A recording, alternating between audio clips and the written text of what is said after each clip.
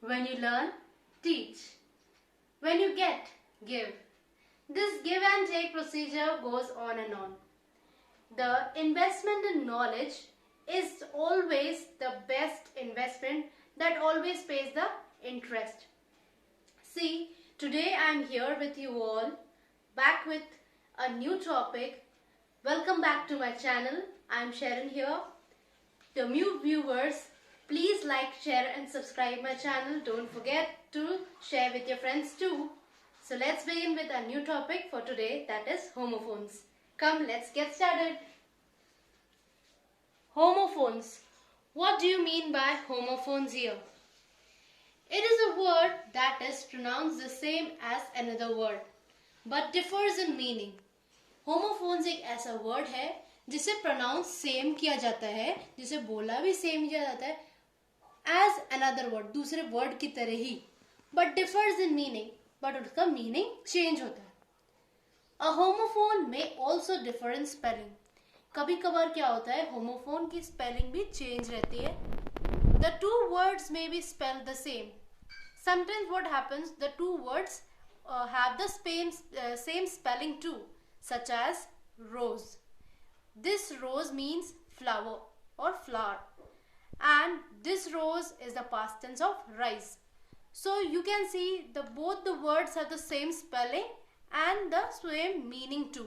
Not the meaning, but we have the same spelling and how we pronounce it is also the same here. Here I have collected some examples with their sentences. Let's quickly watch. Aunt. My aunt won the gold medal in chess competition. अब यहाँ पे कौन से aunt की बात कर रहे हैं, आपको meaning यहाँ पे लिखा है मैंने आपके. Sister of mother और father को क्या कहते हैं हम? Aunt. उसकी spelling देखो आप, AUNT होती है. Next is aunt. इसे भी हम, इसका मीनिंग चेंज होता है, मगर इसको आंट और ये दोनों वर्ड्स को आंट ही बोलते हैं. We aren't going to play cricket, but the meaning is the short form. It's a short form of are not. 8. I ate a large size burger. 8 मतलब खाना खाया. Past form of eat. Eat का past form क्या होता है? 8. The next word is 8. Today I woke up at 8 o'clock. So 8 here is used as a number here. अगर कोई number की बात कर रहे हैं तो ये वाला, वो ये 8 यहाँ पे यूज किया जाएगा. Air. The Game of Thrones show was first aired in 2011. So आपको यहाँ पे पता है कि भाई किस चीज की हवाई बात हुई, हवा की कोई बात हो रही है तो यहाँ पे air के बाद वर्ड यूज किया जाएगा, that is gaseous substances. Higher और here. A की मीनिंग है air और air. In Game of Thrones, who is the real heir of the throne? Entitled to the property, मतलब ये किसी कोई पर्सन ओन करता है किसी चीज के लिए तो उसे हायर के बोलते हैं. Board, board. Both the words have the same pronunciation but a different spelling. Teacher is drawing a picture on the board. This picture is a flat piece of wood. जहाँ ये वर्ड यूज किया गया है flat piece हो तो ये वाली spelling use की जाएगी. Board. She got bored during history lecture. So this bored means lacking interest. Spelling see, BORED is here. Buy, buy and buy. 3 buys are used here. Let's see with examples where these buys are used. I need to buy a birthday present for my sister. अब यहाँ पे खरीदने से related कोई बात हो रही है तो BUY वाला buy यूज किया जाएगा. BY वाला.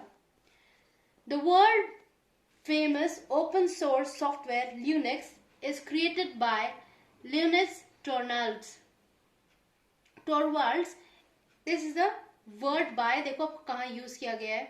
Who performed by an action. ये परफॉर्म किसके द्वारा किया गया है. अगर द्वारा वर्ड अगर यूज किया गया सेंटेंस में तो वहां पे BY वाला by यूज किया जाएगा. Next one is BYE, by. Okay dear, I need to go now. See you soon. Bye. अगर कोई गुड बाय वाला यूज किया जा रहा है, informal way of saying good bye. So good bye वाला अगर बाय आपको शॉर्ट फॉर्म में इसको BYE भी बोल सकते हैं. So these were some of the examples that I have commonly used here. Let's see the other remaining examples with their sentences quickly. We have seen here in the previous topic, that is some of the words we have used. So this one is break and break. With the sentences, well, see the examples. You should take uniform breaks to refresh your mind. Uniform मतलब continuous here.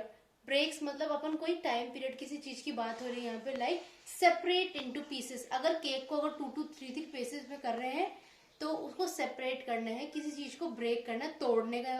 दो meaning है इसके यहाँ पे, या तो तोड़ने को बोलते हैं ब्रेक, या फिर कोई इंटरप्शन, या फिर कोई टाइम पीरियड आपके स्कूल में ब्रेक टाइम होता है, वैसे इंटरप्शन होता है. यहाँ पे दो मीनिंग किए जा रहे हैं इस ब्रेक का meaning. Again this is another break here. He applied the brakes to stop the car. जो कार में जो ब्रेक्स यूज किए जाते हैं उनको, उसकी स्पेलिंग ये वाली होती है. That means slowing और stopping. किसी चीज को रोकना या धीरे कर देने को क्या बोल देंगे? Break. Another word is cell. Cell. Breaking a cell is difficult for almost every prisoner.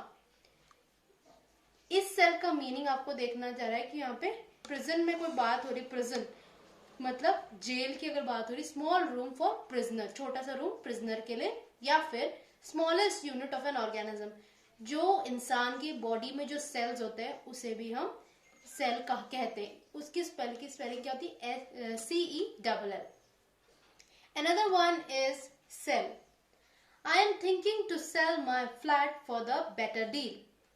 Better deal अगर यहाँ पे कोई एक्सचेंज की बात कही जा रही है तो यहाँ पे SELL वाला सेल यूज किया जाएगा.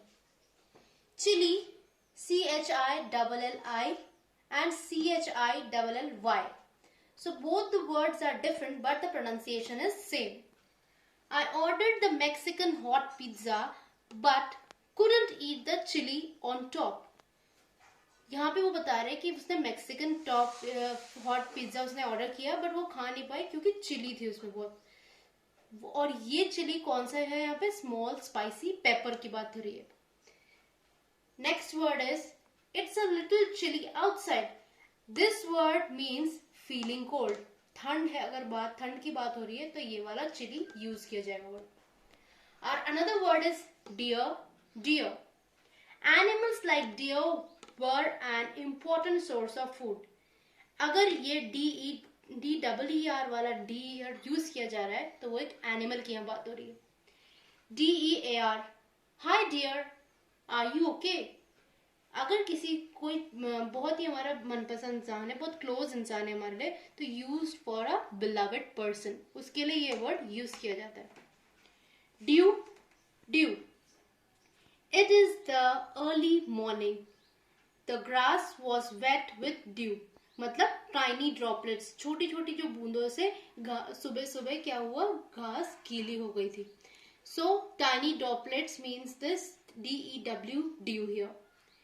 Next one word is DUE, due. When it is the first payment due. Due मतलब कोई बाकी रह जाना या फिर कुछ कर्जे में रह जाना, उसको कहते हैं. What owned by one by money. Money के रिलेटेड कोई बात कही जा रही है यहाँ पे, तो यहाँ पे DUE वाले ड्यू की बात कर रहे हैं. So students, these were the list of words that I have found here. In another video I'll be taking out some more interesting words related to the homophones. Till then, take care and stay tuned with my new topic again. To those who are new subscribers, don't forget to like, share and comment, and stay tuned and do take care of yourself. Bye bye.